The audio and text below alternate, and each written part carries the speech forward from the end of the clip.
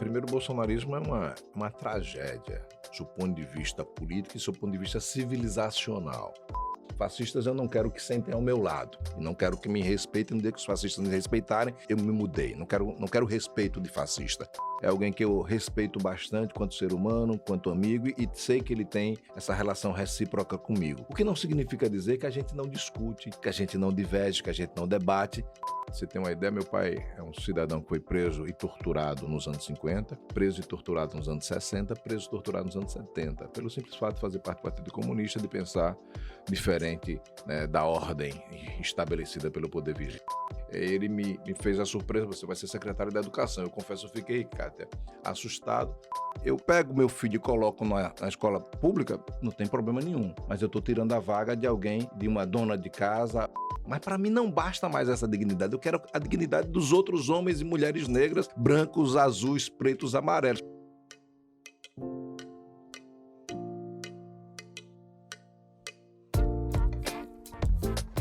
Olá, sejam todos muito bem-vindos. Está no ar o Casa de Sou Papo, seu podcast de política e sobre política. Eu sou Kátia Santana e esta é uma realização da SET Comunicação Estratégica, a sua empresa de assessoria de comunicação e imprensa e Media Training. E, claro, aqui direto dos estúdios da Rádio Link Web, estamos recebendo o vereador por Aracaju e professor Antônio Bittencourt Júnior. Bittencourt é graduado em História pela Universidade Federal de Sergipe, especialista em Educação pela Universidade de Tiradentes, mestre em Comunicação e Cultura pela Universidade Federal do Rio de Janeiro. Além disso, foi professor, foi secretário de Educação de Aracaju, secretário de Estado de Direitos Humanos e da Cidadania, e foi secretário municipal de Assistência Social por um curto período. É também um intelectual, membro da Academia de Letras de Aracaju. Antônio Bittencourt, prazer enorme recebê-lo aqui na Casa de Sou Papo. Seja muito bem-vindo. Muito obrigado, cara. Prazer é todo meu. Obrigado aí pelo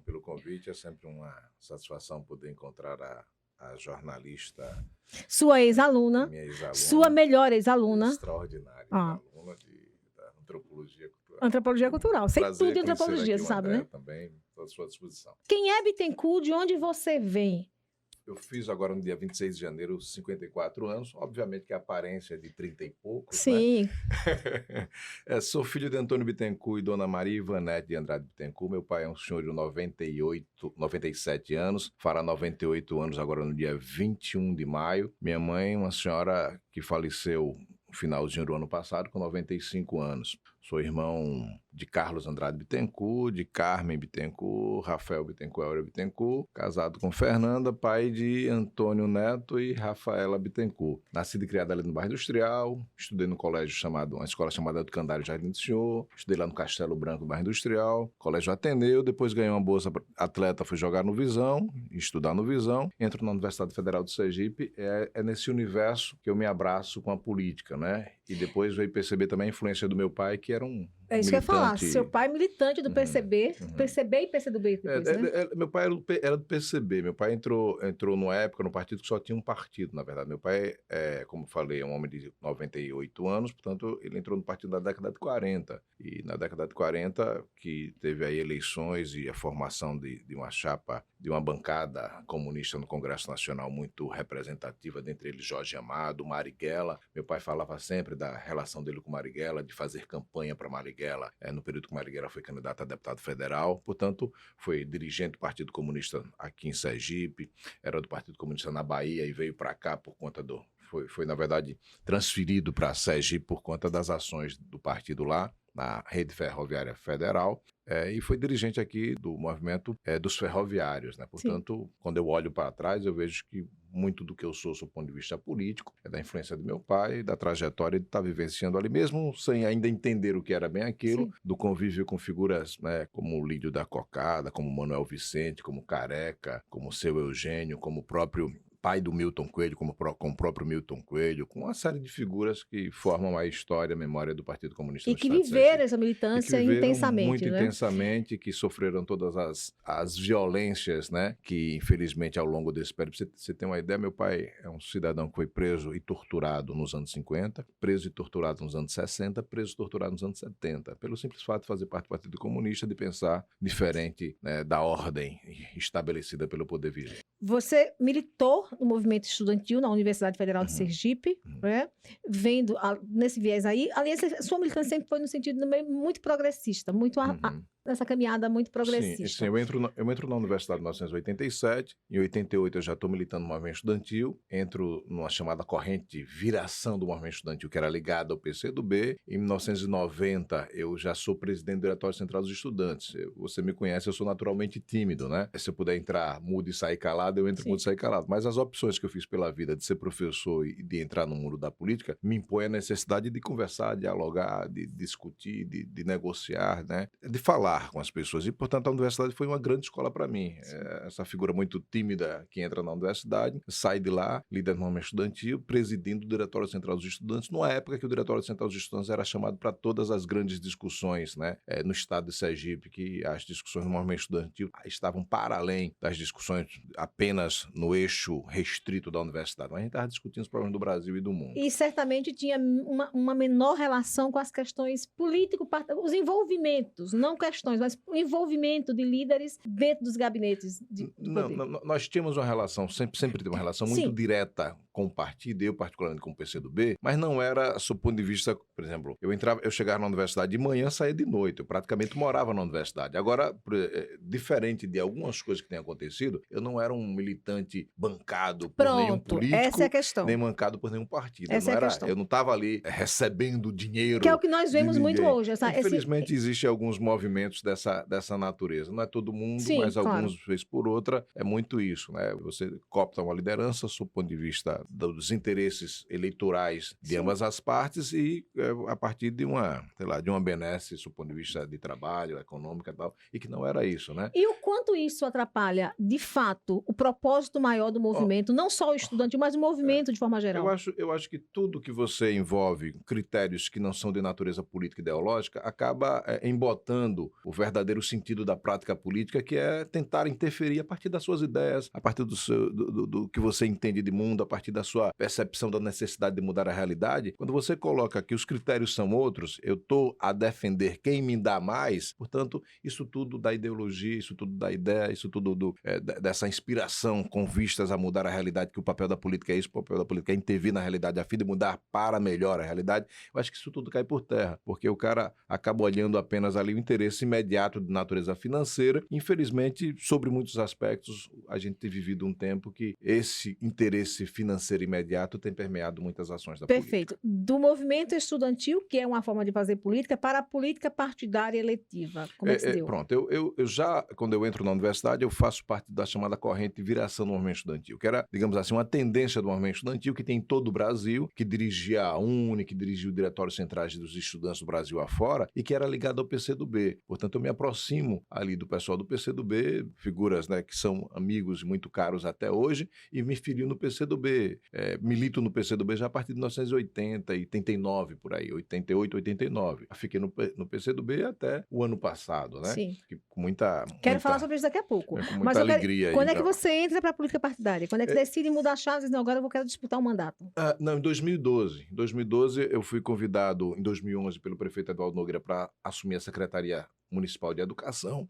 Confesso, quando o prefeito, na época, me chamou, eu pensei que era para assumir outra pasta, né? Ele me fez a surpresa, você vai ser secretário da Educação. Eu confesso, eu fiquei, Kátia, assustado, porque eu sei a complexidade, a dimensão que Sim. tem uma Secretaria da Educação em qualquer município, em especial no município como Aracaju, mas as ações da Secretaria foram muito boas e me deram uma visibilidade muito grande. As realizações, no que pese eu tenha passado 1 ano e pouco na Secretaria, mas foi um volume de realizações e ações, de discussão, de debate e uma visibilidade positiva muito grande, que aí o partido me fez a provocação no sentido de ser candidato a vereador. Fui candidato àquela eleição em 2012, não ganhei. Fui candidato em 2016, ganhei e ganhei agora na eleição de 2020, né? Portanto, a política eleitoral eu inicio em 2012, né? E venço as Sim. 2 eleições de vereador que disputo e assumo uma responsabilidade muito grande, que é liderar, né, A bancada. a bancada do prefeito. É o meu primeiro mandato. O Edivaldo confiou em mim essa atividade de liderança, que é algo muito complexo, Sim. não é fácil, sabe? Você conhece muito bem da política, você inclusive Sim. assessorou parlamentares. Eu não sei se ainda assessora, mas me lembro que você assessorou Não tem essa parlamentares.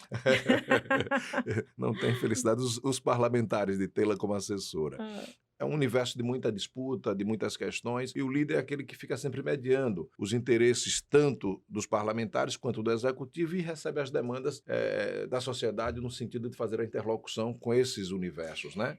Ser líder de governo é uma área muito espinhosa, Não né? tem dúvida. É uma terra Uhum, minada, uhum. porque aí você vai mexer com interesses, inclusive Uhum. daquelas figuras com as quais você militou na oposição por muito tempo.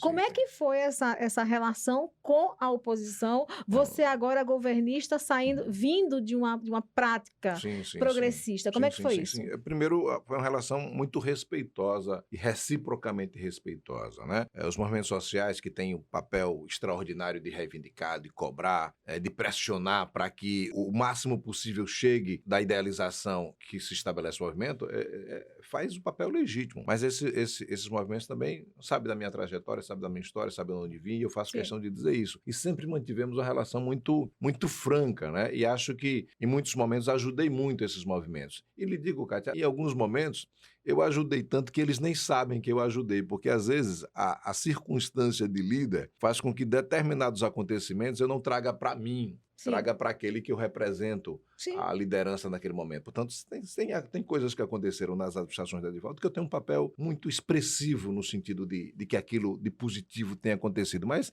não sou eu quem tem que trazer para mim um mérito, mas o mérito é sim, de fato, do executivo, né, do prefeito Eduardo Nogueira. Embora, claro que isso, quando você como líder ou como apoiador, independente da posição de líder ou não líder, mas apenas um parlamentar, vota contrário ou se posiciona contrário, as pessoas veem isso muito claramente. Você começou falando aqui agora há pouco sobre a sua saída do PCdoB ano passado, né?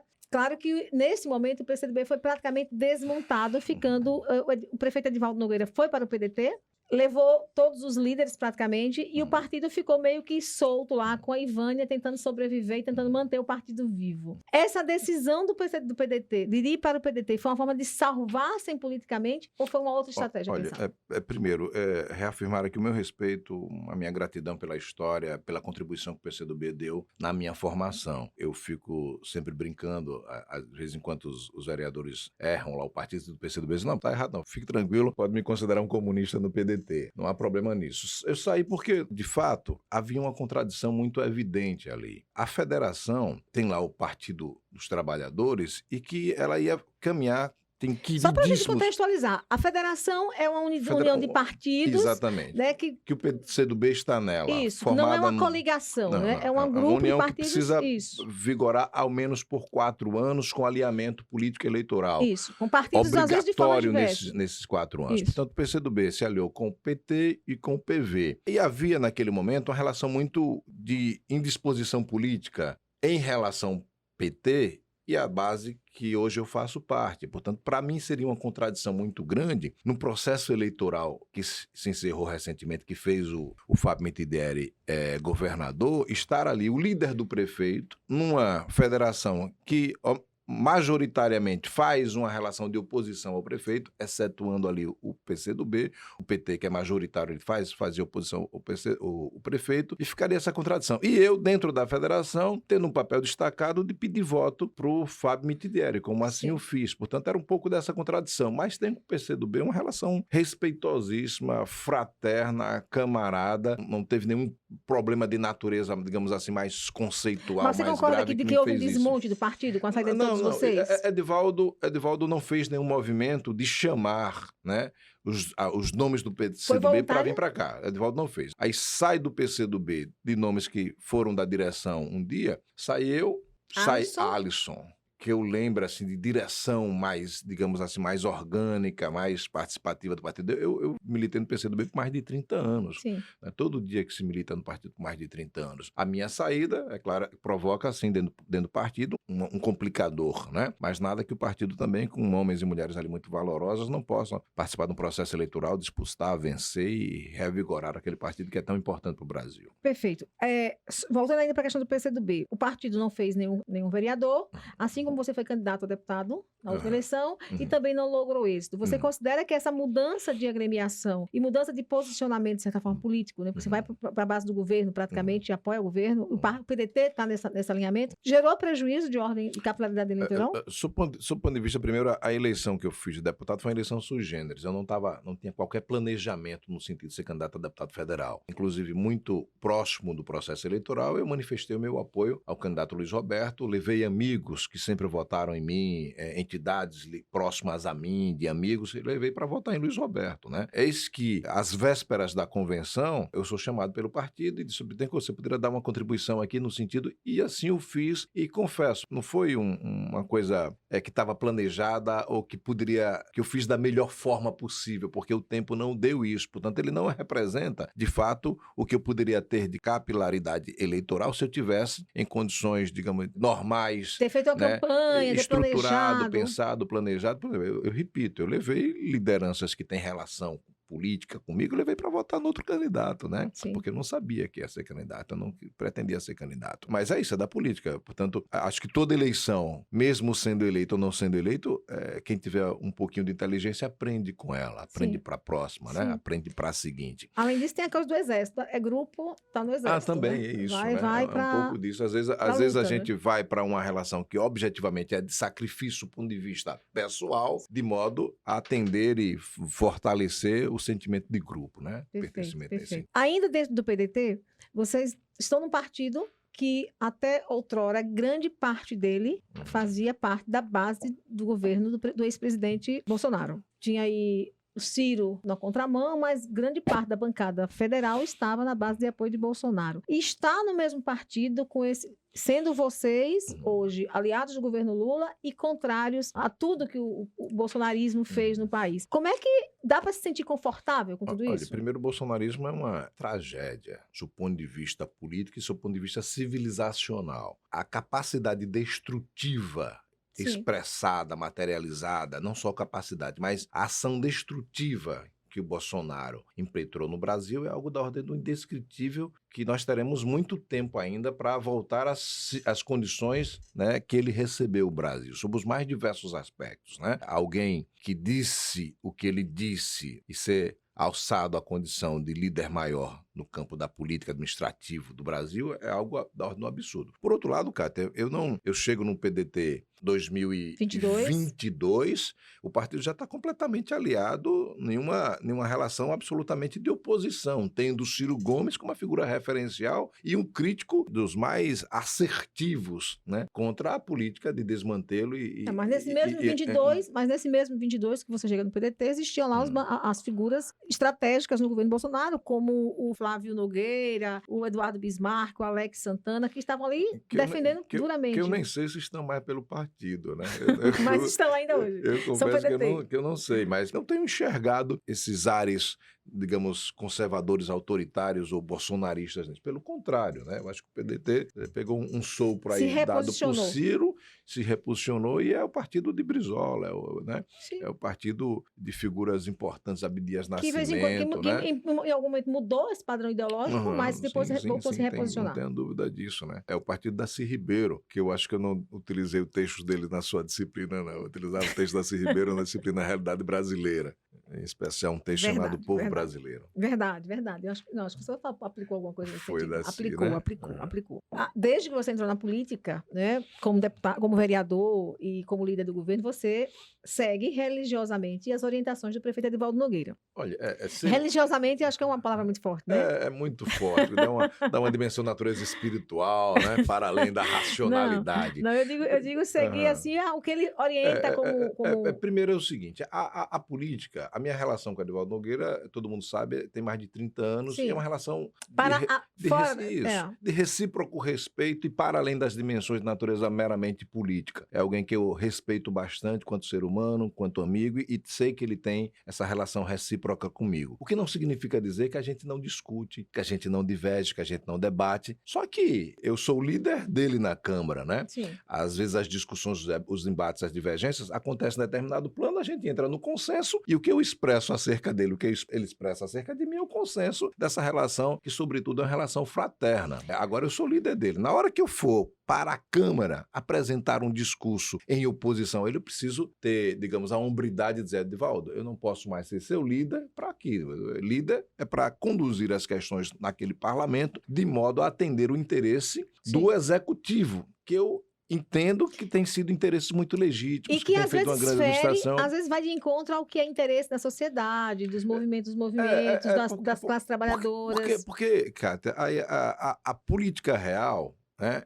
A minha formação de esquerda, desde zigoto eu fico brincando, de filhos de esquerda, tem um mundo ideal que nós construímos e nós precisamos persegui-lo. E a gente tem que enxergar o mundo dentro do mais ideal possível. Quanto mais você se aproxima dele, mais distante ele fica. Aquela idealização anterior não nos serve mais. Eu sou homem negro. Um dia o ideal dos negros era não ser escravo. Para mim não basta mais não ser escravo. As minhas idealizações são outras, né? Ter uma vida, ter uma família, ter dignidade. Para mim não basta, eu já tenho essa dignidade, mas para mim não basta mais essa dignidade. Eu quero a dignidade dos outros homens e mulheres negras, brancos, azuis, pretos, amarelos. Portanto, a vida é isso. Na política também é isso. Quando você assume o executivo, você olha para os lados e diz, eu sou prefeito de todo o aracajuano. Agora, eu devo priorizar os interesses dos que mais precisam. E acho que a Edivaldo tem feito muito isso. Tem feito muito isso. Porque também, como você falou, eu sou professor de história. E a história não é aquele que fica preso no passado, mas é aquele que olha para o passado na tentativa de entender o que nos fez chegar no presente e, quem sabe, apontar para uma perspectiva de futuro. E olhando para trás,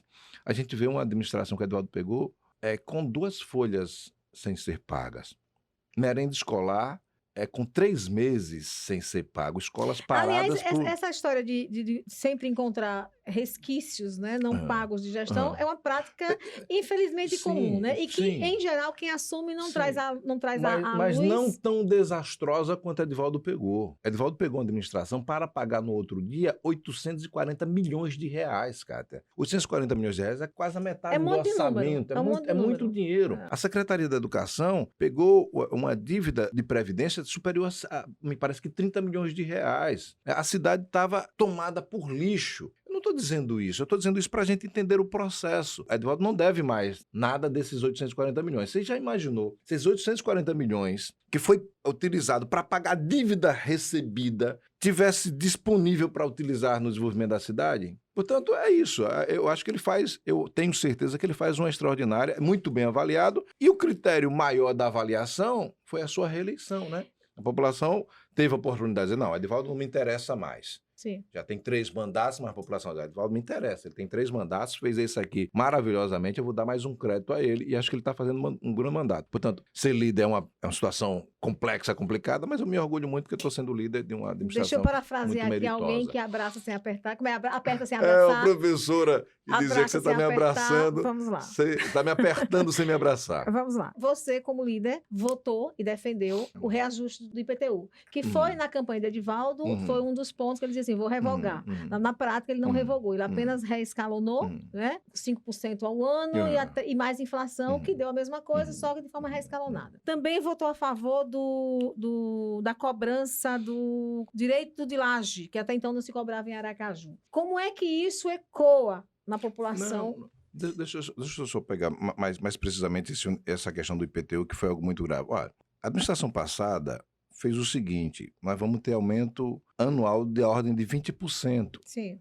Do IPTU. Isso foi desfeito. O Edivaldo se comprometeu e desfez isso. Portanto, aumentava hoje 20%, daqui a um ano 20%, depois mais 20%. Quando você ia ver, era 20% em cima de 20%, ia dar muito mais que 60% Sim. ao longo do período de gestão do prefeito anterior. É isso. Agora, por outro lado também, ampliou-se as margens de isenção de IPTU. Agora, recentemente, refez os cálculos, né? Tem um nomezinho, eu esqueço sempre.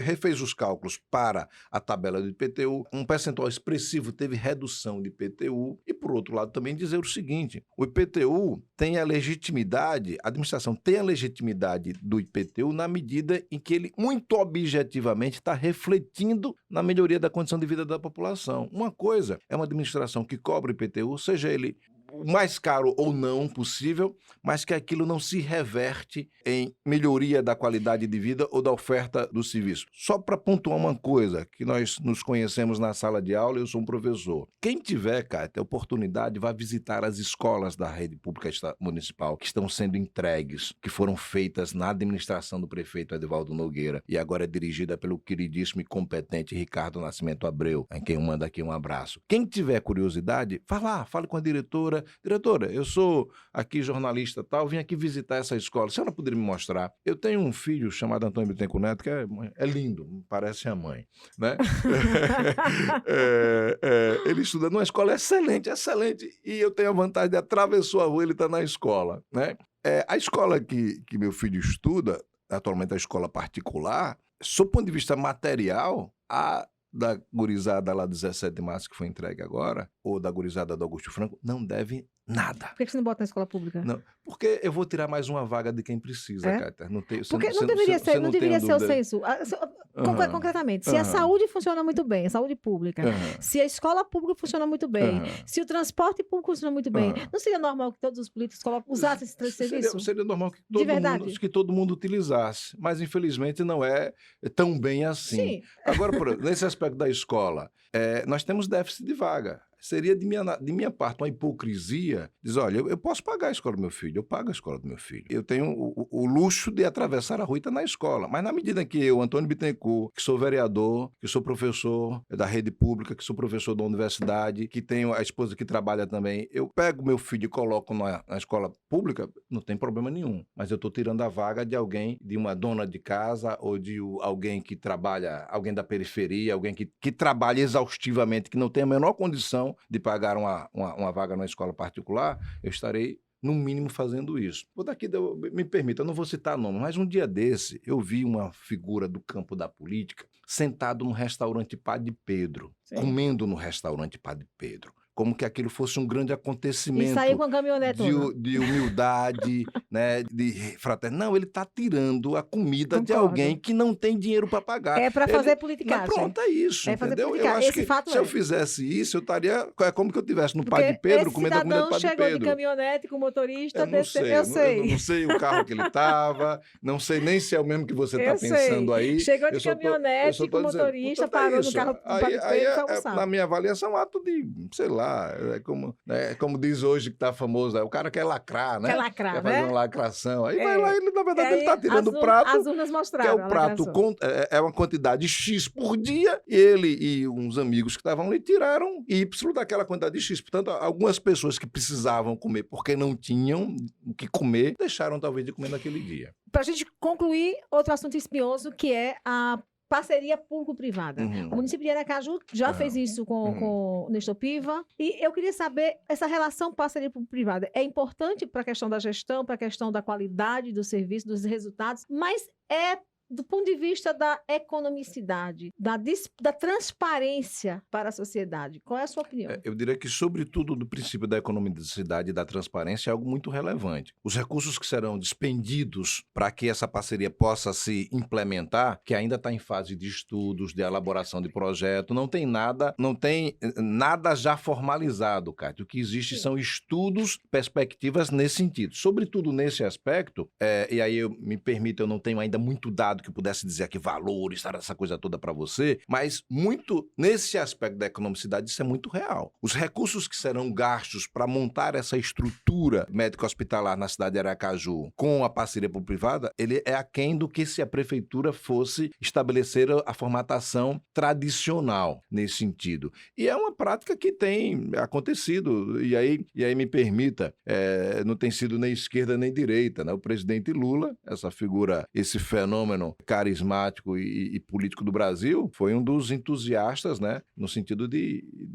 dessas ações de parceria público-privada. Portanto, o que existe na minha avaliação, às vezes são discursos que não olham de modo, digamos assim, mais detido o que de fato vai acontecendo e que tem a priori diz, não, isso aqui não me interessa. Porque, Cátia, ao final das contas, me permita dizer o seguinte, eu sou uma figura talhada na esquerda, me considero um homem da esquerda, mas eu tenho muita gente que eu respeito, que me respeita, que é direita, que é conservador, Sim. não é fascista. Fascistas eu não quero que sentem ao meu lado, e não quero que me respeitem, no dia que os fascistas me respeitarem, eu me mudei, não quero respeito de fascista. Mas tem homens e mulheres que são conservadores, Perfeito. E né, sérios. que eu respeito e que são sérios, Sim. né? Na minha cabeça não cabe mais o a priori de que só presta os que pensam iguais a mim. Até porque tem muita gente da esquerda que é pior do que fascista. Pronto. Tem gente Não é? ruim de todo canto. Exatamente. Tem gente que está na igreja e não tem Deus no coração. Perfeito, Né? Tem de perfeito, tudo aqui. Portanto, essa coisa de só presta os que estão do meu lado, para mim não serve mais. Né? Eu preciso ter uma relação de recíproco respeito com quem pensa diferente. Excluo desse diferente qualquer fascista, qualquer nazista, esses eu não quero nada, porque eles não querem nada de mim, nem minha vida. Eles querem que eu Professor tenha. Antônio Bittencourt, fim de linha aqui na Casa do Seu Papo por hoje. Muito obrigado por sua participação aqui. Cátia, eu que agradeço, muito obrigado aí pela Casa do Supapo. E eu queria dizer o seguinte, a Casa do Supapo aqui não é apenas aquela edificação chamada de taipa, é de supapo no entrevistador. Você quer dizer que é uma casa não é apenas de supapo, com barro para a edificação da parede, mas é uma casa, cuidado, futuros entrevistados, que é de supapo dos entrevistadores. Tô André me reclama todo sentido. dia que eu não dei supapo pra ninguém. Um abraço, saúde e paz, muito obrigado, André, pelo trabalho, um abraço, David que está aqui comigo, e Cátia, um abraço, é sempre bom estar com você. Igualmente, obrigada a você pela presença aqui, a casa é sua, viu? Obrigado. Eu prometo menos supapo. Não, mais papo e menos sopapo. Não foi, teve supapo né? nenhum, não, foi o que tem que ser feito, cobrado. A você que nos acompanha por aqui, muito obrigada pela companhia. A gente volta a se encontrar em novo episódio, sempre toda quinta-feira pelo Spotify. É só baixar de graça e acompanhar tudo o que nós fazemos por aqui. Não esqueça de nos acompanhar nas redes sociais. Estamos aí no LinkedIn, TikTok, Twitter, Facebook, YouTube e Instagram. @Casa do Seu Papo é a sua casa, feita por várias mãos e a sua pode ser uma delas. Eu sou Cátia Santana, não esqueça nunca disso, tá? Este podcast é uma realização da 7 Comunicação Estratégica, a sua empresa de assessoria de comunicação e media training, e tem o apoio da Link Rádio Web. Grande abraço e até mais.